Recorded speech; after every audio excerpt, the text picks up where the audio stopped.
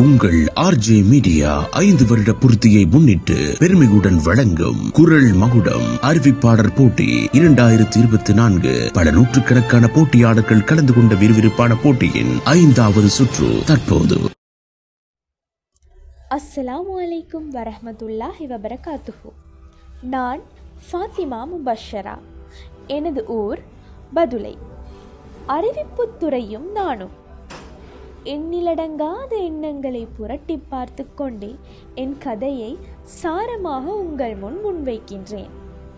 முன்பள்ளியில் கையில் எழுதிய ஒளிவாங்கியிடமிருந்து எனக்கோ, என்னிடமிருந்து ஒளிவாங்கிக்கோ சுமார் 13 ஆண்டுகளாக ஓய்வே கிடைக்கவில்லை. ஆம், நீங்கள் சரிதான். என் முதல் காதல் அறிவிப்பு துறைதான். காலம் செல்ல செல்ல பலர் என்னையும் எனது திறமையையும் மட்டம் தட்டினாலும், தட்டி கொடுத்த சிலரின் வார்த்தைகளும் என் மன வலிமையும் கனவு எனும் பாதையின் முட்களையும் கற்களையும் தகர்த்தெறிய துணை புரிந்தது. எனது கனவை அடையும் வழியில் பாரிய தொண்டையாற்றியது எனது ஆரம்ப பாடசாலை பதுளை ஃபாத்திமா முஸ்லிம் மகளிர் கல்லூரி. அத்தோடு எனது உயர்தர பாடசாலை பதுளை அல் அதான் மகா வித்யாலயம். மற்றும் நான் எனது குடும்பத்தினரையும் இத்தருணத்தில் ஞாபகப்படுத்தவே வேண்டும். ஒரு முஸ்லிம் யுவதியாக ஊடகத்துறையில் பயணிப்பது எவ்வளவு சவாலுக்குரிய விடயம் என்பது நானும் நீங்களும் அறிந்தோர் உண்மை. பல தடைகளை தாண்டி எனது வாழ்வில் முதல் முறையாக ஒரு குறிப்பிட்ட ஊடகத்தில் தமிழ் அறிவிப்பாளராக மற்றும் செய்தி வாசிப்பாளராக பணியாற்றினேன். அத்தோடு இலங்கையின் மும்மொழியில் செய்தி வாசிக்கும் முதல் முஸ்லிம் பெண்ணாவதே எனது கனவு.